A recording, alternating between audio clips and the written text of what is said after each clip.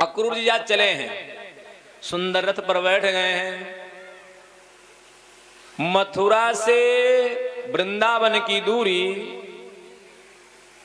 15 kilometre के आसपास है।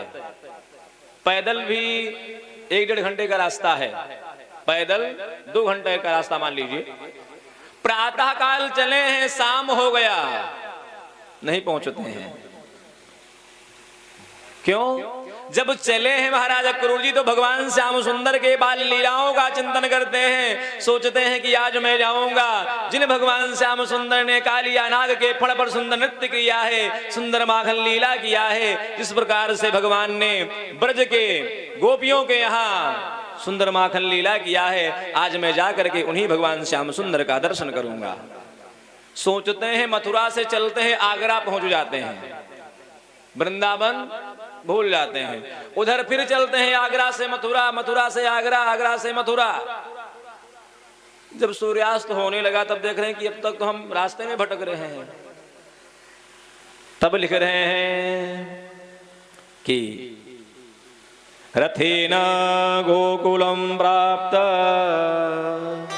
सूर्यास्त गिरिन्निपा।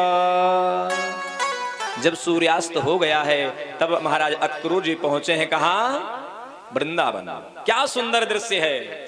भगवान कृष्ण और दाऊ भैया बाल्टी लेकर के गाय दोहने के लिए जा रहे हैं।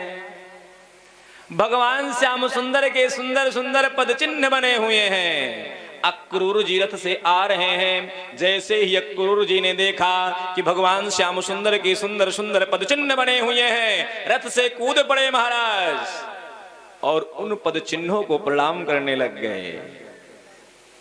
अपने आप को धन्य मानते हैं, उस रज को अपने मस्तक पर लगाते हैं और प्रेम से रोने लग गए कि रथा तुल्यम अवप्लुत्य रथांकित पाणिनः परिरेभेभ्युपाकृष्य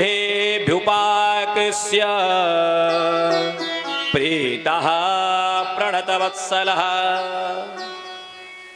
उस रज को महाराज अपने मस्तक पर लगाते हैं, अपने आप को धन्य मानते हैं और बार बार भगवान के उस पद चिन्ह को प्रणाम करते हैं। रो रहे हैं महाराज अक्रूर जी। भगवान श्याम सुंदर आए हैं पास में, चाचा जी को प्रणाम किया और प्रणाम करने के बाद में एक हाथ को दाऊ भैया ने पकड़ लिया, दूसरे हाथ को कन्हैया ने पकड़ लिया और प्रेम पूर्वक ले जा रहे हैं, प्रेम पूर्वक ले जा रहे हैं। ले गए हैं, बिस्तर पर बैठाया है महाराज। ध्यान से सुनिएगा कि पहले सुंदर आसन पर बैठाया, फिर भगवान ने क्षेम कुशल पूछा। पृष्ठवाथ स्वागतम तस्मै निवेद्य च वरासनम। सुंदर आसन पर बैठाया और दाऊ भैया और कन्हैया पात्र लेकर के आए और अक्रूर जी के चरण को धुलने लग गए। भगवान स्वयं अक्रूर जी के पैर को धुलते हैं। पैर को धुला है, पैर को धुलने के बाद सुंदर भोजन करवाया। भोजन करवाने के बाद अक्रूर जी विश्राम किए हैं और दाऊ भैया और कन्हैया एक एक पैर को पकड़ करके सुंदर सेवा करते हैं। संवाह्य श्रांत माद्रितः, पैर की सेवा किया और उसके बाद में पांव दबाने के बाद जब उठे हैं अक्रूर जी विश्राम के बाद, क्षेम कुशल पूछा। अक्रूर जी ने कहा कि कन्हैया, कंस महाराज वसुदेव जी को और मैया देवकी को मार देगा अगर तुम मेरे साथ नहीं चलोगे तो। वो तुमको मारने के लिए बुलाया है, अगर तुम नहीं जाओगे तब भी मार देगा और चलोगे तो तुमको मार देगा। कन्हैया ने अक्रूर जी के हाथ को पकड़ लिया और कहा कि देखो काका जी, ये बात मैया से मत कहना और ना ही बाबा नंद राय जी से कहना। बाबा नंद राय जी आए हैं, परस्पर भेंट हुआ है, सुंदर हाल चाल हुआ। उसके बाद में कहा कि महाराज कंस ने सुंदर यज्ञ का आयोजन किया है, उस यज्ञ में मुख्य अतिथि के रूप में आपके दोनों पुत्रों को बुलाया है। आप इन्हें ले चलिए। किसी तरीके से कन्हैया और दाऊ भैया बाबा नंदराय जी को मना लेते हैं। आज बाबा नंदराय जी गए हैं मैया यशोदा के पास और बोलने लग गए कि देवी यशोदा, तुमको पता है महाराज अक्रूर जी किस लिए आए हैं? कहा नहीं। कहा कि अक्रूर जी आए हैं हमारे दोनों बालकों को ले जाने के लिए। महाराज कंस ने बुलाया है, स्वागत समारोह का कार्यक्रम रखा है, उसमें हमारे दोनों पुत्रों का स्वागत करना चाहते हैं। मैया यशोदा ने कहा कि मैं कन्हैया को वृंदावन से अपने घर से नहीं जाने दूंगी। बार बार पूछते हैं, मैया यशोदा एक ही शब्द कहती हैं कि मैं नहीं जाने दूंगी। बाबा नंदराय जी कहते हैं कि यशोदा, बालक हमारा और बड़ा होगा और जब बड़ा होगा तब गुरुकुल में पढ़ने के लिए जाएगा, क्या उस समय भी तुम रोकोगी? यशोदा कहती है हाँ हाँ, मैं कभी अपने लाला को पढ़ने भी नहीं जाने दूंगी, हमेशा अपने पास रखूंगी और उसकी सेवा करूंगी, मैं उसे कभी अपने से दूर नहीं होने दूंगी। बार बार कहते हैं नंदराय जी। मैया यशोदा एक ही शब्द देती हैं। बाबा नंदराय जी विचार करते हैं कि मैया यशोदा को कैसे समझाया जाए, इनको कैसे मनवाया जाए। अंत में बाबा नंदराय जी ने एक शब्द कहा यशोदा, महाराज कंस के कार्यक्रम में अगर कन्हैया नहीं जाएगा तो वह रोएगा बहुत, और तुम्हारे नजरों के सामने जब कन्हैया रोएगा तो तुम क्या रोती हुई देख पाओगी? मैया यशोदा चुप हो गई। नंदराय जी समझ गए कि अब काम बन गया। मौनम सम्मति, मौन ही सम्मति का संकेत होता है। समझ गए कि काम बन गया। आज रात्रि का समय है। मैया यशोदा रात भर कन्हैया को याद करती रही, रात भर कन्हैया के बाल लीलाओं का चिंतन करती हैं। अपने पलंग पर कन्हैया को लिटाया है, कन्हैया को निहारती हुई सोचती हैं क्या वास्तव में कल मेरा कन्हैया मुझसे दूर चला जाएगा, और कन्हैया अगर मुझसे दूर चला जाएगा तो इसको माखन कैसे खिलाऊंगी, इसको भोजन कैसे कराऊंगी, इसको स्नान कैसे करवाऊंगी। रात्रि व्यतीत हुआ है महाराज। मैया यशोदा रो रही हैं, केवल आंखों से झरझर झरझर अश्रु गिर रहे हैं। किसी तरीके से रात्रि व्यतीत हुआ है। जो मैया यशोदा प्रत्येक दिन बड़े प्रसन्नता के साथ उठा करती थी, चेहरे पर प्रसन्नता चमकती थी, आज उदासी का संकेत है महाराज। आज उदासी झलक रही है चेहरे पर, रो रही हैं, उठी हैं, सुंदर कलेवा बनाया है। इसके पहले कभी कभी मैया कन्हैया को बासी रोटी में माखन रख करके खिला दिया करती थी, लेकिन आज श्याम सुंदर दूर जा रहे हैं, सुंदर कलेवा बनाया है, भोजन बनाया है, श्याम सुंदर को उठाया है, जगाया है, सुंदर स्नान करवाया, सुंदर वस्त्र पहना रही हैं। विचार करती हैं कि श्याम सुंदर को अब वस्त्र कब पहनाऊंगी। वस्त्र पहनाया, सुंदर भोजन करवाया, भोजन करवाने के बाद विदा करने लगी महाराज।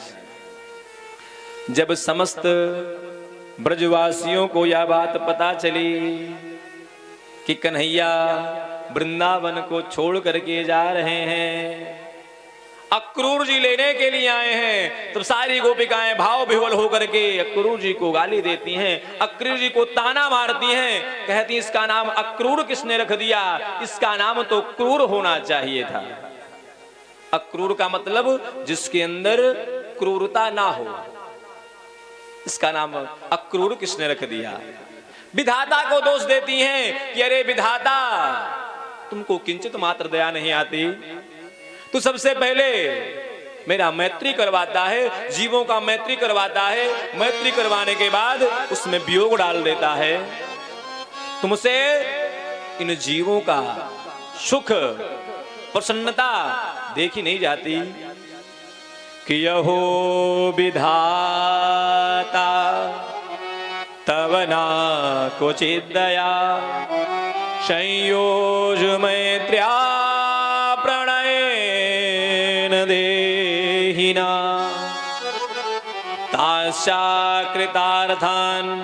व्यूनं क्षेपार्थकम् विक्रीडितं देर्भगचेष्टितं यथा। अरे विधाता, तुमको लज्जा नहीं आती, तुमको शर्म नहीं आती, तू पहले हमारी मैत्री करवाता है और मैत्री करवाने के बाद बिछोह करवा देता है। ये तो वही बात हुई कि जैसे कोई छोटा सा बालक पहले ईंट की घर बनाता है, मिट्टी का घर बनाता है, जब तक इच्छा होता है उसके साथ खेलता है, उसके बाद अपने पैरों से बिगाड़ करके चला जाता है।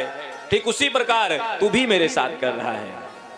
सारी गोपिकाएं, सारे ग्वाल बाल अक्रूर जी को दोष देते हैं, विधाता को दोष देते हैं। आज महाराज अक्रूर जी अपने रथ को तैयार कर रहे हैं श्याम सुंदर और दाऊ भैया को ले जाने के लिए। जब अक्रूर जी चले हैं उसी समय सारी गोपिकाएं विधाता को दोष देती हैं। कुछ सखियों ने कहा कि अरे गोपी, तुम्हारे श्रेष्ठ जन खड़े हुए हैं, तुम्हारे ससुर खड़े हुए हैं, तुम घूंघट खोल करके बात कर रही हो, कुछ तो लज्जा करो, कुछ तो लज्जा करो, कुछ तो शर्म करो। सारी गोपिकाएं कहती हैं कि निवारयामाशमुपेत्य माधवं किं नो करिष्यन् कुलवृद्धबान्धवा। अरे गोपी, जब मेरे प्राणनाथ, मेरे सर्वस्व, मेरे श्याम सुंदर, मेरे गोविंद, मेरे माधव मुझसे दूर जा रहे हैं, तो लज्जा शर्म लेकर के मैं क्या करूंगी, इसको रख करके मैं अपने पास क्या करूंगी। भगवान श्याम सुंदर चले हैं महाराज। रास्ते में श्री राधिका रानी खड़ी हुई हैं। ध्यान से सुनिएगा, राधिका रानी खड़ी हुई हैं। इनके कपोल पर आंसू के बूंद जो प्रवाहित हुए थे वे सूख चुके हैं महाराज। सूखे हुए आंसू के चिन्ह बने हुए हैं और श्री राधिका रानी को देख करके ऐसा लगता है कि इन्होंने भोजन नहीं किया है। पूरा शरीर कृश हो गया महाराज, बिल्कुल जीर्ण हो गया है। राधिका रानी खड़ी हुई हैं, श्याम सुंदर रथ से नीचे उतरे हैं, राधिका रानी के पास गए, कहा राधे, अगर तुम मुझे नहीं जाने दोगी तो ये समझ लो कि मेरी लीला केवल यहीं तक रह जाएगी। मेरा अवतार दुष्टों का संहार करने के लिए हुआ है, तुम मुझे रोको मत। राधिका रानी कहती कि हे श्याम सुंदर, मैं तुमको रोकने के लिए नहीं आई हूं, मैं तुमको रोकने के लिए नहीं आई हूं। मैं तुमसे ये जानना चाहती हूं कि जब कोई प्रियतम बिछड़ रहा हो, अपने से दूर जा रहा हो, तो उसे क्या कह करके विदा करना चाहिए। हे श्याम सुंदर, रोकहि जो तो अमंगल होय। हे श्याम सुंदर, अगर मैं तुमको टोकूंगी तो कहते हैं कि घर से कोई जा रहा हो, अगर टोक दो तो रास्ता खराब हो जाता है, पूरी यात्रा खराब हो जाती है। रोकहि जो तो अमंगल होय, प्रेम न से जो कहे प्रिय जाय। हे श्याम सुंदर, अगर मैं कह दूंगी कि तुम मुझसे दूर चले जाओ तो मेरा प्रेम खत्म हो जाएगा, मेरा प्रेम समाप्त हो जाएगा। मैं कैसे कहूं कि तुम चले जाओ, मतलब कि मेरे हृदय में आपके लिए प्रेम नहीं था। प्रेम न से जो कहे प्रिय जाहिए, जो कछु जो कहीं जाहु न तो प्रभुता। हे श्याम सुंदर, अगर मैं आपसे प्रभाव पूर्वक कहती हूं कि तुम जाओ तो इसमें मेरा प्रभाव झलकने लगेगा, इसमें मेरा घमंड झलकने लगेगा। और अगर मैं आपसे कुछ नहीं कहती हूं, अगर मैं आपसे ये नहीं कहूंगी कि आप चले जाओ, तो हे श्याम सुंदर, अगर मैं आपसे कुछ नहीं बोलूंगी तो जो कछु ना तो प्रेम न साय। अगर मैं आपसे मिलने आई हूं, अगर मैं कुछ नहीं बोलूंगी तो मेरा प्रेम नष्ट हो जाएगा। प्रेमी का मतलब है कि कुछ बोल करके जाए।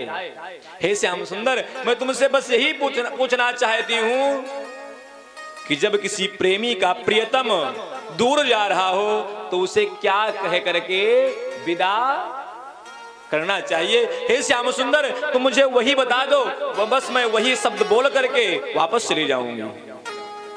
कन्हैया ने राधिका का हाथ पकड़ लिया, कहा किशोरी तुमको कुछ नहीं कहना है, तुमको कुछ कहने की आवश्यकता नहीं है, मैं समझ सकता हूं तुमको। जैसे महाराज भगवान श्याम सुंदर चले हैं, ऐसा लग रहा है कि जो मैया यमुना कलकल की आवाज करती हुई प्रवाहित हुआ करती थी, आज शांत हो गई हैं। ऐसा लग रहा है कि चलने की जो गति है, जो शक्ति है, वह समाप्त हो चुकी है।